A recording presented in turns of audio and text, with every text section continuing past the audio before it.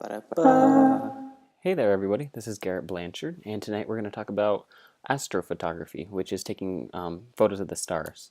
The first thing you need to do is decide what your subject is, whether it's a nightscape, like a landscape with a place or a landmark or something that you want to take at night, or maybe you just want the Milky Way, or maybe a picture of the moon. Like recently we had the supermoon. Um, Next, after you've decided what your subject is and what you want to take pictures of, you need to decide what the time and place is. Now, if it's a certain landscape that you want to take at night, then you already know the place.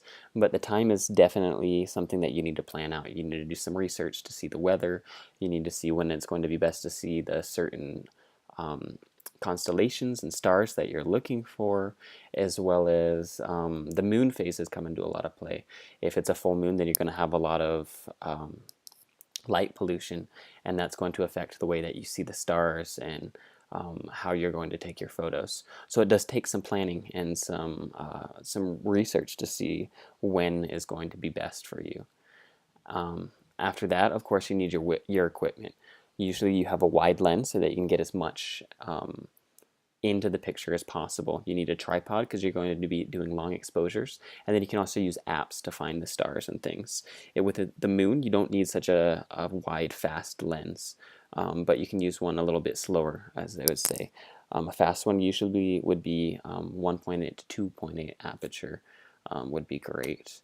After that, you need to remember composition. You need to plan out these shots. Remember the rule of thirds. Have something interesting in the foreground.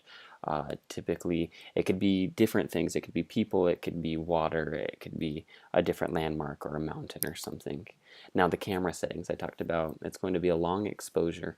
This depends on the lens, but 10 to 30 seconds, somewhere around there. You have your aperture as wide open as possible so you can get as much light as possible and see those stars. And then you set your focus ring to the infinity symbol so that you can focus as far out as possible and get those stars as sharp as you can. Now, let's talk a little bit about light painting.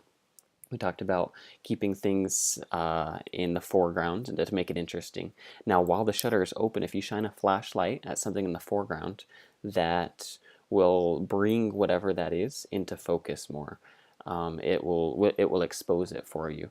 This will create a more interesting photo. So while the shutter's open, you have a flashlight and you shine it on there, and it will show that in the final image, and it will be something interesting. I did that with this tree here, so it creates a little bit more interesting of a photo. And then once you get your photos, you might have to do a little bit more editing. Um, Try not to do a whole lot of editing. I don't try to, but sometimes you need to bring down the noise a little bit because of the low light conditions. Or maybe you want to bring up the clarity to make the stars look a little sharper. And that's what I have for today. It's really a fun thing, and it's a lot of trial and error, but it's really a fun time. So get out there next time it's dark and try it out. Thanks.